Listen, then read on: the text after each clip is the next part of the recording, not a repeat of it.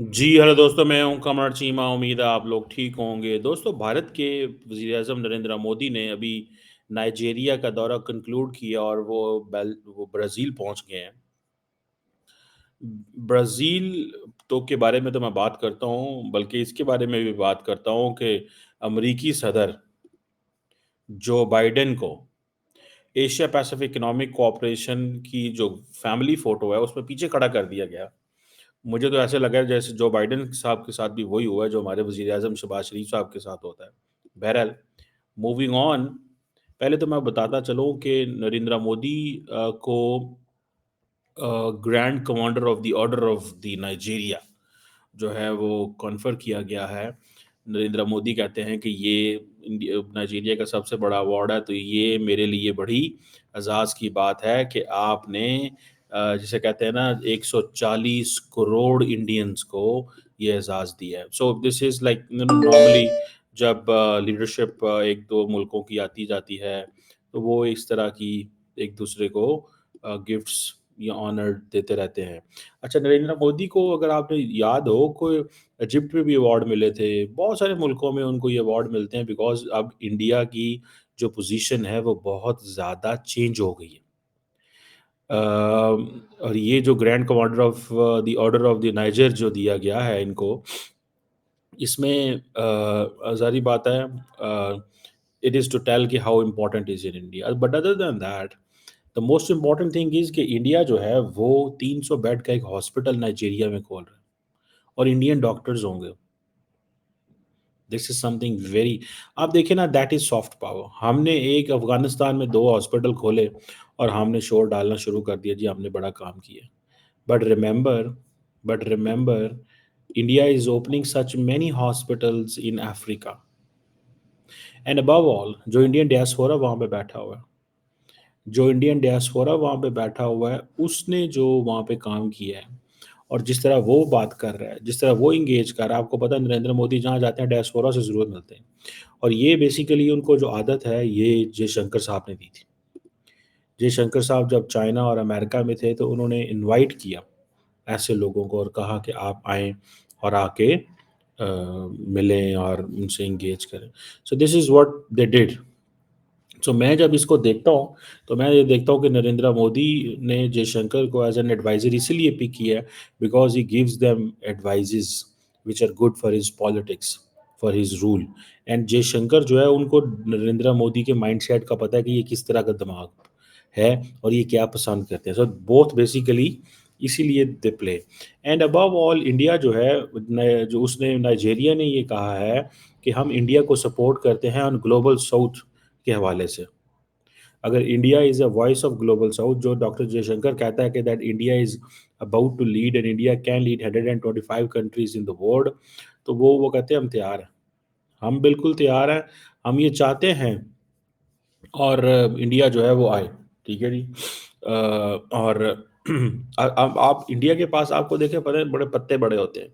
India के पास पत्ता ये होता है कि अब इंडिया ने जब G20 की दिल्ली समिट कराई, तो उन्होंने नाइजीरिया को इनवाइट कर लिया कि इनवाइट कर लें एज़ अ पार्टनर कंट्री। अच्छा, अफ्रीका को ओवरऑल तो उन्होंने मेंबरशिप दिलाई दिलाई, लेकिन नाइजीरिया को भी इनवाइट कर लिया। तो वो कहते हैं जी हमारे लिए बड़ी पार्टनरशिप है। सो इंडिया की जो लीडरशिप है, ये जो अफ्रीका के साथ वो अपने बायलैटरल ताल्लुकात जो मजबूत कर रही है, ये बहुत बहुत बहुत ज़रूरी है। मैं आपको बात बता दूं, this is very significant. We need to understand Africa is very important player.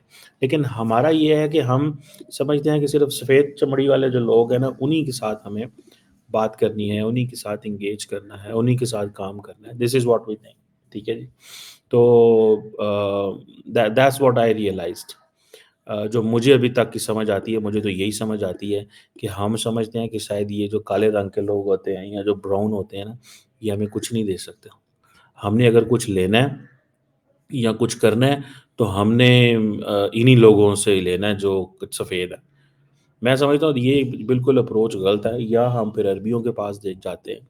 हमें देखिए ये जिसे वो कहते हैं ना, नरेंद्र मोदी का नाइजीरिया में रुकना और वहाँ पे हॉस्पिटल का इफ्तिताह करना, नाइजीरियन मीडिया का नरेंद्र मोदी के बारे में बहुत ज़्यादा, और जिसे कहते हैं ना, बड़ी हाई लेवल उसको कवरेज दी गई है, ठीक है जी।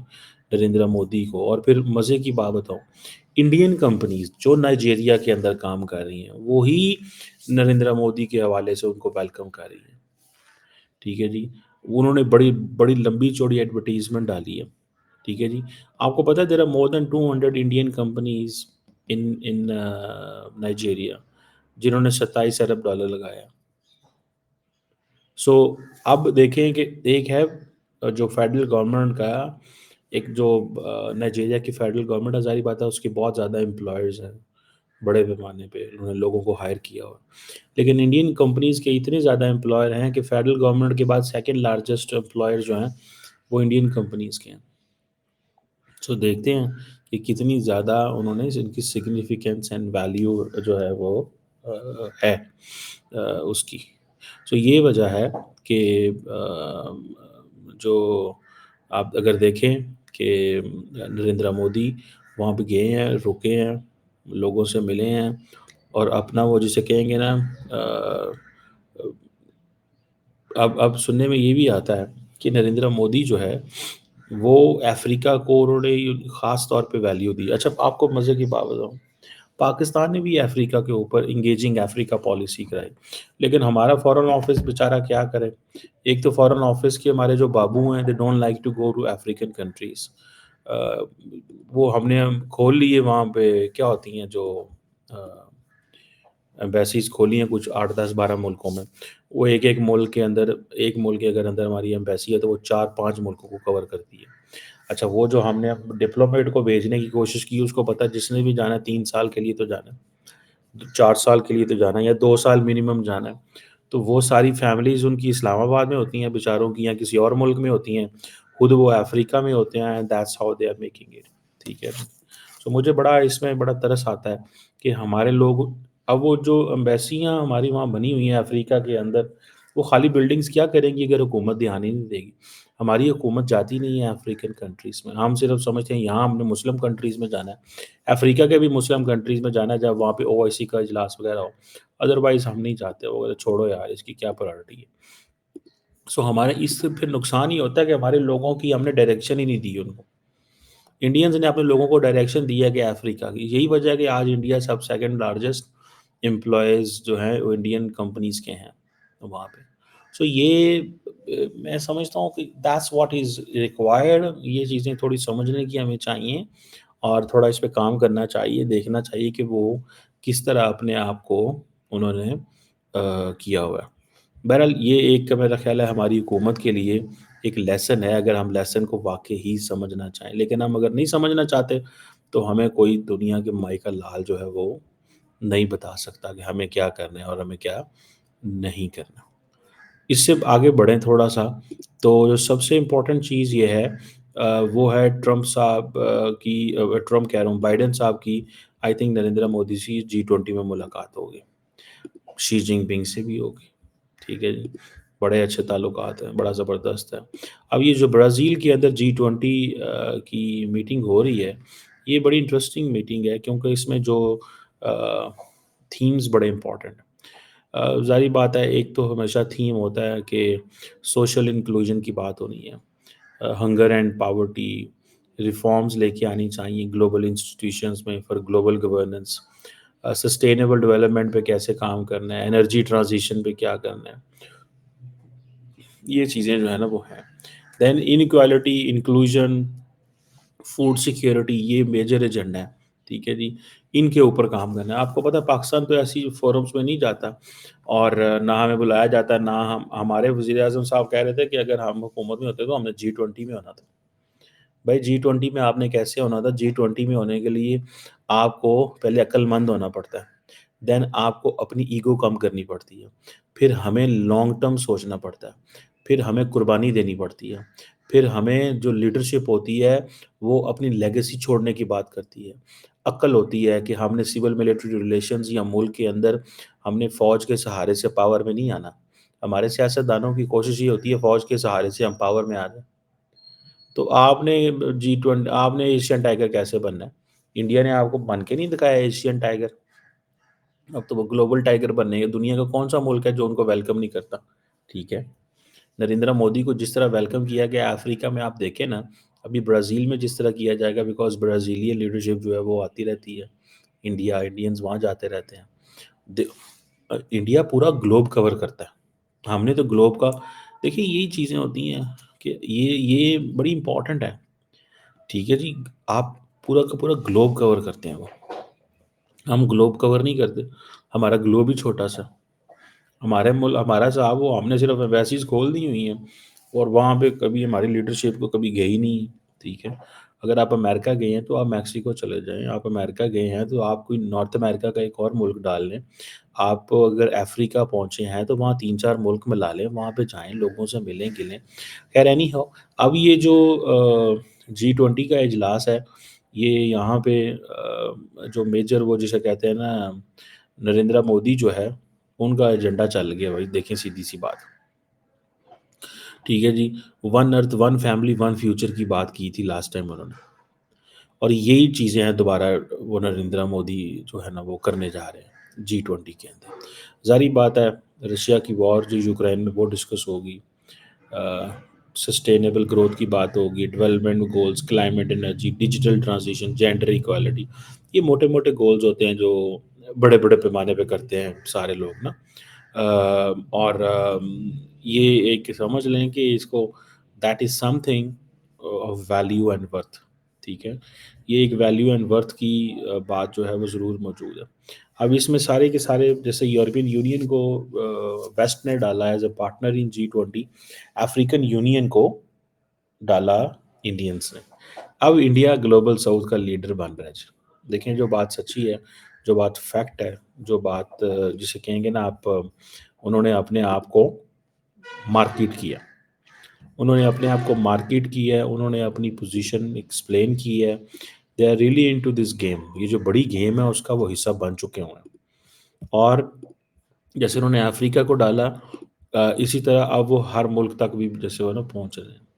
बहरहाल, मूविंग ऑन, G20 के इजलास में अब मोदी साहब की आज किससे मुलाकातें होंगी वो तो पता चलेगा, and that's how will talk on this. लेकिन इस साल की एक बहुत बड़ा डिबैकल हो गया, और डिबैकल ये हुआ है कि जो पीरू के अंदर जो एक मीटिंग हुई है, और ये meeting largely Asia Pacific economic cooperation की होती है, उसकी एक फैमिली फ़ोटो ली गई है। उसमें अमेरिकी सदर जो बाइडेन बड़े बुरे तरीके से पिछली लाइनों पे खड़े हुए हैं। अच्छा, वो क्या है कि अब वो लोग उस पे बड़ा क्रिटिसाइज़ कर रहे हैं। चाइनीज़ आगे खड़े हुए हैं, ठीक है जी। और बाकी लोग, लीडरशिप भी आगे खड़ी हुई है। साउथ कोरिया, इंडोनेशिया, पेरू, ठीक है, ये लोग आगे खड़े हुए हैं। कनेडियन प्राइम मिनिस्टर, ब्रुनाई के बादशाह, ऑस्ट्रेलियन प्राइम मिनिस्टर अल्बानीज़ आगे खड़े हुए हैं। और जो बाइडेन साहब हैं वो पिछली लाइन पे खड़े हुए हैं, वहाँ पे सिंगापुर के सदर हैं, और रशियन मेरा है डेप्टी प्राइम मिनिस्टर है, और कुछ एशिया पैसिफिक के कुछ और लोग हैं। जबकि 2023 की जब सैन फ्रांसिस्को की हुई है, तो उसमें ज़ाहिर बात है इंडिया वो खुद खड़े हुए थे, and that was like different thing. बहरहाल, ये चीज़ जो है हमारे सामने आ रही है कि मुझे तो ऐसे लगा कि बाइडेन साहब भी जो है ना वो शहबाज शरीफ की तरह, उनकी भी उन्होंने पीछे खड़ा कर दिया। अब डेमोक्रेट्स तो इस पे बात नहीं करेंगे, लेकिन रिपब्लिकन्स अमेरिका में ज़रूर इस पे बात कर रहे हैं, और वो यही कह रहे हैं कि पाइन, अब आपको क्योंकि उनके बारे में ख़ास अल्फाज इस्तेमाल किए जा रहे हैं बेचारे, क्या नाम है, कोई उन्हें कह रहा है कि ये लेम डक बाइडेन, ह्यूमिलेशन हुई, कोई कुछ कह रहा है, कोई कुछ कह रहा है। लेकिन मेरा ख्याल है कि there is some logic behind this. अब इसके पीछे क्या लॉजिक थी मुझे नहीं पता। फ्रंट रो पे जिन लोगों को खड़ा किया, पिछली रो पे खड़ा किया गया, ये चीज़ें जो है ना, बट कहा जा रहा है कि this is being considered as a protocol error. ये इसको कहा जाता है प्रोटोकॉल एरर। प्रोटोकॉल एरर जो है, जिसे वो कहते हैं ना, जो वो अच्छा, कई लोगों का कहना है प्रोटोकॉल एरर, कई लोगों का ये कहना है कि ये बेसिकली उन्हें वही जगह पे खड़े थे जहाँ पे उनको खड़ा किया गया था। ये उनका कहना है कि वो वहीं खड़े हुए जहाँ पे उनको खड़ा किया गया। अब अमेरिकन डिप्लोमेट जो कांग्रेसमैन है वो कह रहे हैं ये हमारी बड़ी इंसल्ट है, ये एम्बैरेसमेंट है हमारे मुल्क की। अच्छा मैं एज जब मैं देखता हूँ कि जब क्या नाम है उसका यार हमारे शहबाज शरीफ साहब को, जब हमारे शहबाज शरीफ साहब को पिछली लाइन में खड़ा करते हैं तो मैं समझता था कि बेइज्जती तो होती है ना कि भाई आप कितने रेलिवेंट हैं, जैसे ओआईसी के उसमें हुआ। तो अभी अगर बाइडेन साहब जो हैं उनको पीछे खड़ा किया गया है तो इसका मतलब है कि अमेरिकन यही सोच रहे हैं कि हाँ जी भाईजान एम्बेरसमेंट होगी बहुत ज़्यादा। सो एम्बेरसमेंट होगी, इट मीन्स कि हम पे बात तो सही है ना। ठीक है जी। सो ये चीज़ें तो हैं। अब वो ब्राज़ील जा रहे हैं, वहाँ पे क्या होगा उनके साथ कोई पता नहीं। ठीक है जी। और वहाँ पे उनको लोग उनको कैसे ट्रीट किया जाता है, ब्राज़ील भी जो है वो कोई अमूमन पसंद नहीं करता उनको। बहरहाल लेट्स सी कि कैसे वो जिसे कहते हैं ना अ, जिसे कहेंगे कि एक एक चीज़ तो है ना कि एक इतनी बड़ी सुपर पावर के लीडर को आप पीछे खड़ा कर दें, सो लोगों को फील तो करेंगे। बहरहाल आज इम्पोर्टेंट मुलाकातें होंगी G20 के हवाले से। शी जिनपिंग की मोदी साहब से मुलाकात होगी, पता नहीं होती है कि नहीं होती या फिर जस्ट एक डिस्कशन ही होती है। इसी तरह शी जिनपिंग बाइडेन की और नरेंद्र मोदी की मुलाकात होगी, आई थिंक ये लास्ट मुलाकात है। उसके बाद तो ऐसा कोई ग्लोबल इवेंट नहीं आ रहा है। वो जिसे कहते हैं ना कि ये एक चीज़ तो होती है ना। लेट्स सी इसमें अब क्या निकलता है। और पाकिस्तान जो है वो इसी तरह ही लगा रहेगा जिस तरह है, या कि हमारी लीडरशिप भी ये जो ग्लोब के ऊपर इतने ज़्यादा ममालिक हैं उनको भी देखना शुरू करेगी। देखें, व्हेन यू अफ्रीका हो, लैटिन अमेरिका हो, ये दो बड़े कॉन्टिनेंट्स हैं। इन कॉन्टिनेंट्स में हमारे वज़राए आज़म कभी गए ही नहीं, हमारा फ़ॉरेन ऑफिस कभी गया ही नहीं। मुझे इस चीज़ पे बड़ी तकलीफ़ होती है कि क्यों, why you leave your space, आप स्पेस क्यों छोड़ते हैं। मुझे इस चीज़ की आज तक नहीं समझ लगी कि हम लोग स्पेस क्यों छोड़ते हैं। स्पेस नहीं छोड़नी चाहिए, आपको जाना चाहिए, थोड़ा जाना चाहिए, जाना ज़रूर चाहिए, कोई राब्ते बढ़ाने चाहिए, कोई इंगेजमेंट करनी चाहिए। लेट्स सी ऐसे ही चलेगा या कि कोई बदलाव आता है।